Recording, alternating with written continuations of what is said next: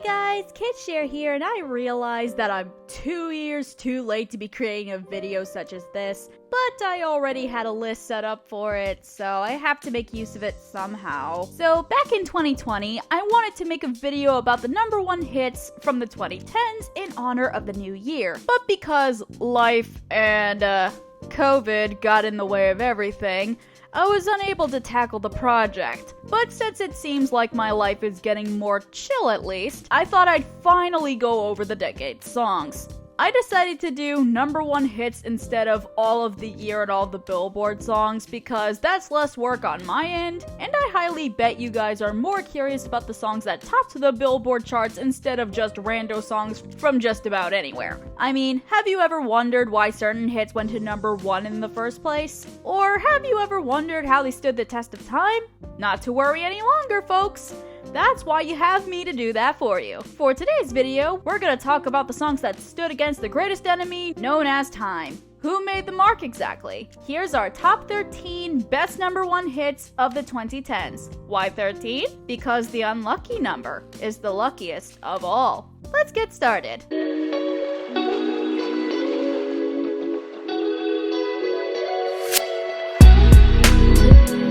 When I see your face, there's not a thing that I would change. First generation Bruno Mars, you never disappoint. So if I had to choose between a One Direction ballad and this, Just the Way You Are will always win the song battle. Sorry to all the Directioners out there, but it's true. Yeah, it got hokey by being in almost every commercial for the next 1 or 2 years. But hey, in between all the guys who want to either sex you up only to buy you pretty things so he can go out and party, Bruno Mars actually returns to some classic piano playing romance onto the pop song playing field. No lyric is out of place either. Bruno sounds like a corny husband in his newlywed phase, but you know what? I'm perfectly fine with that. At least I'd prefer that over being called a bitch and a hoe any day of the week. There are lots of people who don't like the song because it's so sugary and it'll give them diabetes just hearing it, but to me, Bruno Mars brought back the romanticism of pop music and I praise him for it. Yeah.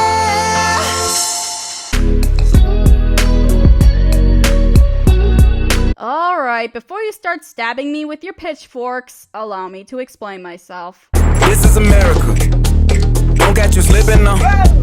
Don't catch you slipping now. Most of you probably are split on this pick. Some of you may say that this song deserves higher, while others may be thinking that this song doesn't deserve a place at all, and for plenty of reasons. Here's the thing. This song is on here because of its cultural significance to the music culture of all backgrounds, and not just a specific one. Yes, people more so know this song for the controversial music video rather than the lyrics, because if you heard the song by itself on audio and not the MV, you wouldn't even know what this song represents. The music video provides all the details that you need to know about it. It kinda feels like Frozen's Let It Go.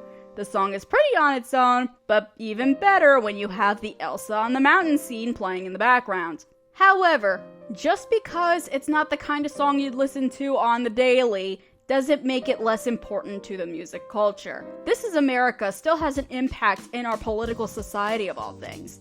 Had Donald Glover not released this, all of us would still be ignorant of the racial inequality still occurring in our country if CNN didn't release that kind of story every single day.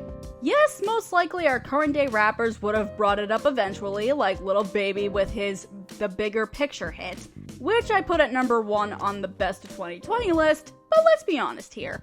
Donald Glover paved the way for rappers to talk about this and make it onto the Billboard Hot 100.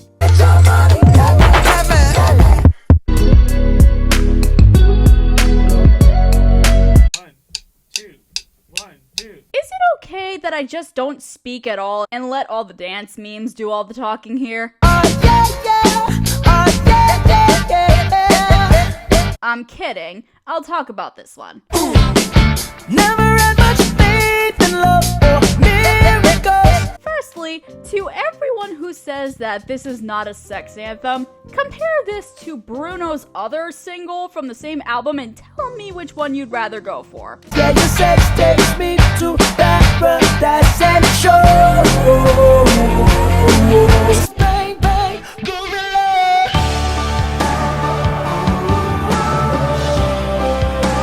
If I had it any other way, Locked Out of Heaven is the more memorable and just a better song to jam out to anyway. It's not too loud, it's not too brash, and Bruno's over-singing actually makes the proper impact in the chorus. You make me feel like I've been locked out of heaven. It did take me a long time to figure out what the hell Bruno was supposed to mean when he said that the sex with his girlfriend makes him locked out of heaven. Like, is sex really that sinful? But then, it made me question how dirty the sex was to make him get locked out of the pearly gates in the first place, because when you listen to the instrumental, this doesn't exactly sound dirty in the slightest. But did we really listen to Bruno Mars for his lyrics, even at the start of his career? Okay, we kinda did, but the moment this song hit the radio, everyone kinda stopped caring. At least I stopped caring anyway. This instrumental slaps like a... well, I guess I'll let you finish that sentence for yourself.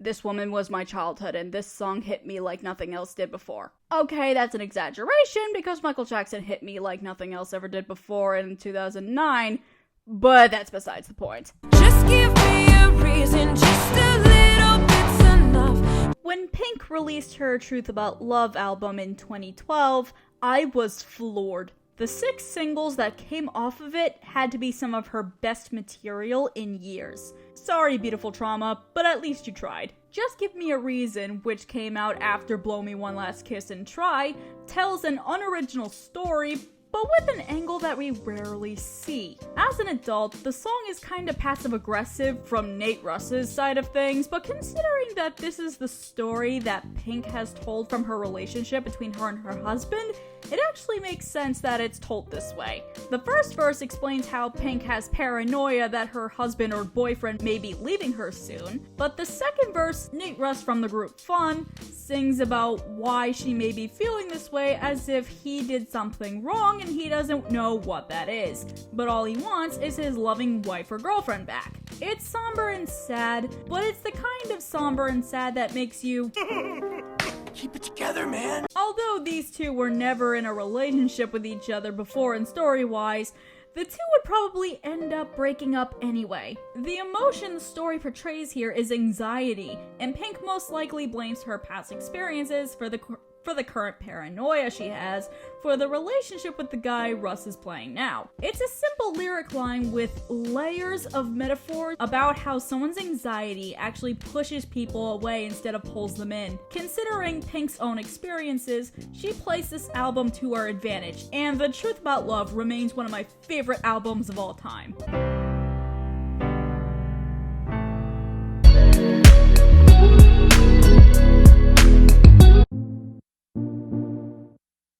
Greetings, loved ones. Let's take a journey. How I surprisingly missed this intro. California girls were unforgettable. Daisy Dukes, bikinis on top.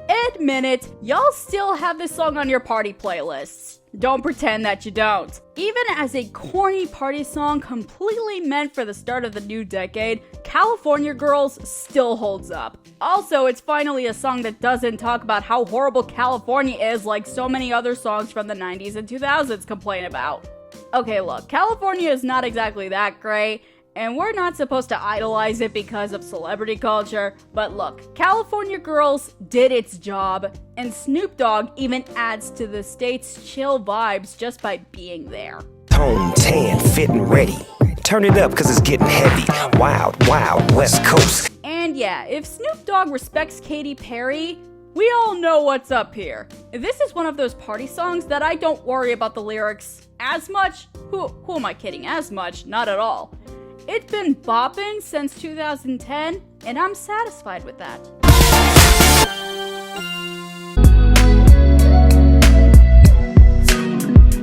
If I'm thankful to RuPaul's Drag Race in any way, it's for a few things. The main two are, 1, helping me discover Adore Delano, and 2, reminding us why this song is legendary. I'm beautiful in my way, 'cause I make no mistakes. Do I even need to say why the song is on here? Do I really have to say it? Lady Gaga stole this era from everyone else and controlled what pop music sounded like for the first few years of the decade. Born This Way is unapologetically Lady Gaga, and like always, Gaga don't give a fuck about who says what about it. Remember that in 2019, Taylor Swift tried to write an LGBT anthem by at first complaining about the haters who sent her criticisms on Twitter? I have absolutely no doubt that Swift took inspiration from Born This Way to try to build her own version, but there is no better version than Gaga's. You can consider Born This Way to be the middle finger to the bigots of society. But if there's one thing that makes it a proper LGBT anthem, it's that Lady Gaga never put herself first. She never talks about how the haters are wrong and that she's always right. She presents the song to love yourself for who you are, and that the way you are is the right way to be regardless of what the bigots say. Ever since the start of her career, Lady Gaga has stayed out of any Twitter drama, and we are entirely grateful for it. If she didn't, this song would never have been conceived in the first place. I'm on the right track, baby. I was born this way.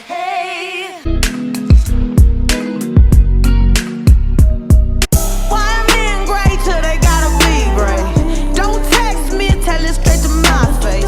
Of course, I had to put my number 1 pick of 2019 onto this list. People are forgetting that this song exists, and I'm sad. Truth Hurts is about a woman living her best life, and people got mad about it for some reason. Can someone help me understand why? While I wait, I already sang the praises of why Lizzo is the goddess of everything from the Best of 2019 video, and as much as I hate to do this, I kinda don't want to beat the dead horse with the same reasons I said for this song a year and a half ago. I highly recommend you watch my top 13 best pop songs of 2019 to get the full picture. Otherwise, God bless Lizzo.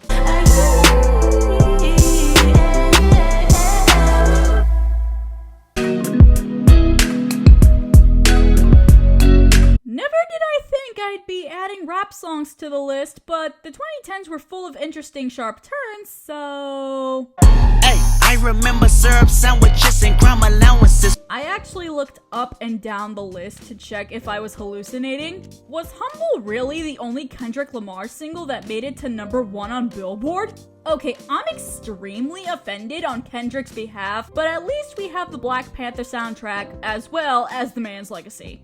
God bless. Would I count Humble as the best of Lamar's work? Admittedly, I would not. There are more Lamar singles I love than this, but I added Humble to the best of 2017 list because the song is worth talking about. The 2010s were the decade that rap was starting to steer away from demeaning women and praising women, and men, not discriminating, is becoming more commonplace. Of course, that's not the main point. It's just the part that everyone remembers the most because of this one line. I'm so fucking sick and tired of the Photoshop. Show me something natural like ass with some stretch marks. The theme of the song is Kendrick telling all of his brethren to stop bragging about the shit they can't afford with their newfound riches and remind themselves where they originally came from and use that to inspire others to steer their art in that direction. Knowing the kind of work Lamar releases to the public, he stayed true to his word. I'm not saying that everyone has to be a political rapper like Kendrick is. I'm just saying it would help not to hear rappers rap about the same shit over and over and over and over again, year after year after year, decade after decade after decade. Kendrick was paving the way, and we didn't know it until years later. Mr. Lamar, your contribution to the rap game shall not be forgotten.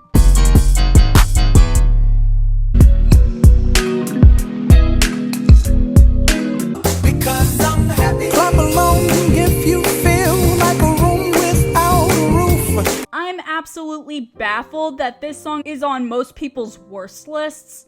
I admit that it's cheesy as hell, but damn, people really hate songs that are supposed to cheer you up, don't they? In fact, I think this was one of the last happy songs I remember before we enter the dour, dreary pop that the Trump era gave us because fuck you, that's why. I guess I had really good memories with this song because this song was playing on the bus my chorus classmates and I were taking to get to our graduation ceremony. Seriously, that was the only time on the bus ride when everyone was enjoying themselves. And whenever I hear this song just about anywhere, it only gives me feel-good feelings and nothing else. God, Cait, you're an English major. You could have written a better sentence than that. If I remember correctly, if it's not the verses that make people like the song, it's most likely the bridge.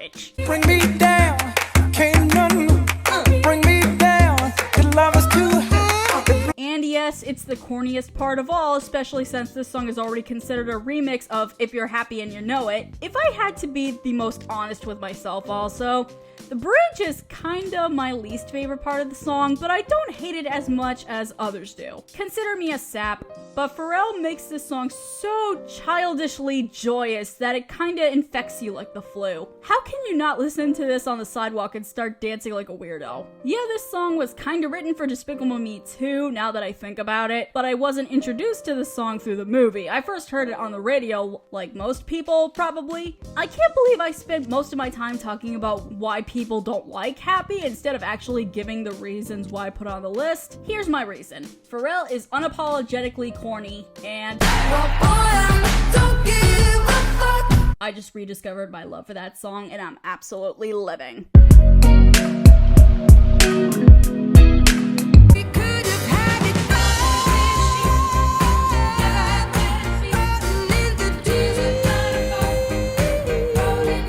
Be completely amiss if I didn't include the sophomore album single of the greatest known as Adele. This is what pop music should be. For the mainstream audience, we were introduced to Adele through Rolling in the Deep, even though Adele found her claim to fame in 2008 with her debut album, 19. And yes, her cover of Bob Marley's Make You Feel My Love still makes me feel some kind of way years later. Chasing Pavements is also brilliant. However, we all know the reason why Rolling in the Deep became the very first Adele song we've ever heard. That was the song that proved you didn't need pitch correction or EDM beats to make a hit. Rolling in the Deep is one of the most powerful pop songs I've ever heard, and whenever the chorus comes out, you know damn well everyone is going to belt out to the chorus. As much as my angsty teenage self doesn't want to believe it, it was this song that made me a fan of Adele's to begin with. And I'm glad she's still living her best life, especially now. I mean, minus the whole lockdown thing, but at least she's living like a queen.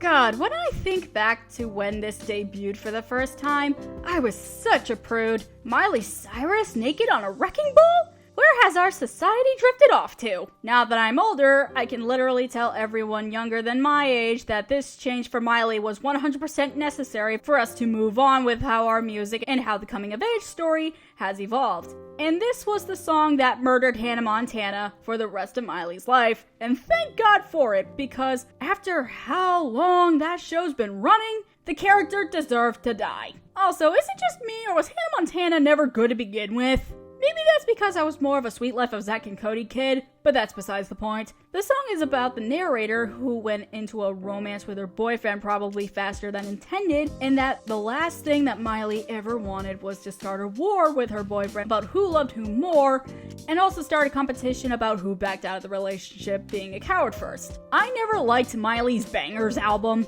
but I will confess that Wrecking Ball was the song that saved it from being the worst thing Miley ever made. Trust me when I say that she's made worse material in her life. I've went over it, and my eyes still burn because of it, and my ears also burn because of it. Anyway, I'm proud to say that I still have Miley Cyrus's Wrecking Ball on my playlist of women's anthems. As a 26-year-old, I can confidently say that if you're a teen watching this, please give this song at least one listen. You won't be disappointed. You wrecked me. I'm gonna pop some tags. Only got $20 in my pocket. Part of me thinks thinks that this was probably the worst idea to put Macklemore on any best list, considering he's a straight white man trying to appropriate LGBT and black music in the here and now. However, I can't say that Thrift Shop was no longer a bop.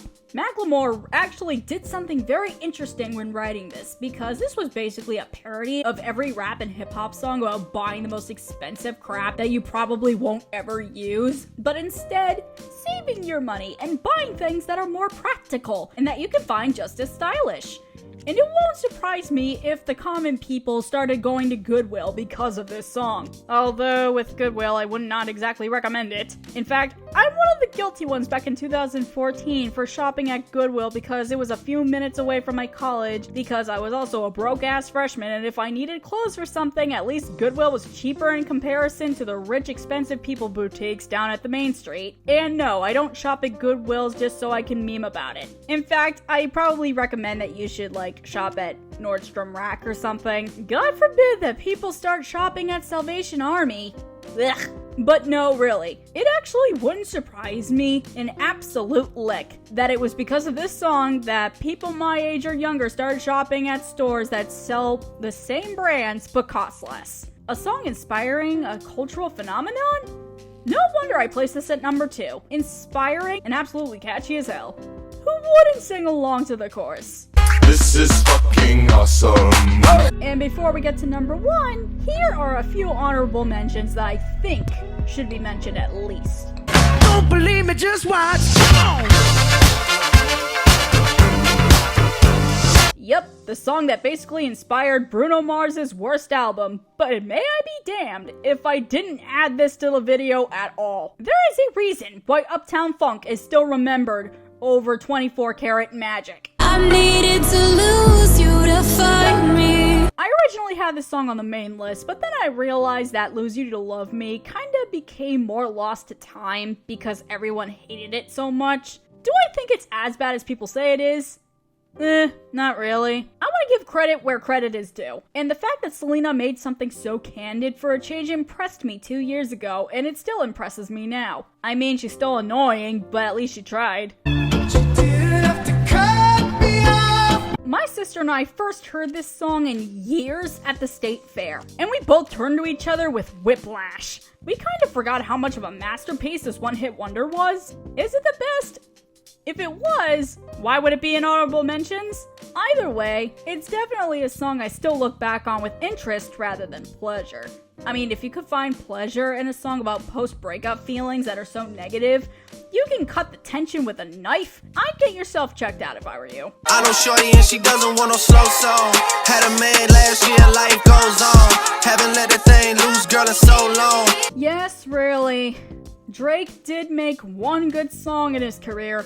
It's not as catchy as the others, but I'm really surprised that Drake got off his high horse to rap a feminist anthem for change. We were just kids when we fell in love. Personally, this is one of my favorite Ed Sheeran songs of all time, but only if it doesn't have Beyonce in it. It's a winter theme anthem, it's romantic, it just makes you feel good inside. Makes me wish that Ed Sheeran married me, but regardless, I'm happy that he's living his best life. I was surprised about this pick too. Seriously? This song seems so simple. However, I can easily say that this song impacted the pop industry in a way that no one expected it to do. Why? Because, my good friends, this artist created the sound that would reign throughout the rest of the decade and kinda seep into the 2020s. This person had no idea that their experimental ditty would actually be the #1 song on this list or even affect the musical industry. And we'll never be royals. It's a run in our blood. Lorde, the unsung hero of the early 2010s. She was just an ordinary girl from New Zealand who made a song in the point of view of the common folk who would never get to experience the crazy levels of wealth of the crazy rich, such as monarchs and the American celebrities of the time. Lorde didn't know this, but she was creating the anti-pop genre of the decade, which then in turn would become the main pop genre for the rest of the decade. Very funny how that works. Royals is a type of poetic song that we barely see anymore. The instrumental composition kinda seems basic with a single EDM line and then the snaps. But considering how it tells a story about a common girl who lives a normal life without that much money, we don't need the overproduction for this. It never needed it. This song is being performed as if she had to make it on her own, which she most likely did for the most part. Most pop songs back then and now are very straightforward in what their stories and messages are about. But Royals is the kind of song that you have to listen to multiple times in order to understand. But once you do, it's worth all of those listens. Royals is not exactly a rags to riches story, but it's a rags to still being in rags story. Even now, Lorde is not exactly in the public eye, though she still makes her own music up to this day. Hell, she just released a new album recently for like the first time in 4 years. I haven't listened to it yet. In fact, I kinda stopped listening to Lorde after Tennis Courts, but after listening to Royals for the first time in years, I really should. I'm just sad that most pop music is not written like how Lorde writes music anymore. Lorde, we miss you, and we pray to Jesus that you come back with another single that reminds us that music is still alive. And baby, I'll let me live that fantasy. And that's it for today's video. If you guys enjoyed this video, please hit the button to show me. If you guys have any comments or opinions that you'd like to share, please hit me up in the comment section. If you haven't done so already, please follow me at my socials in the description box and make sure you hit subscribe and hit the bell to get all of the notifications. I'm Cait, Cher, and it's been real. Ciao!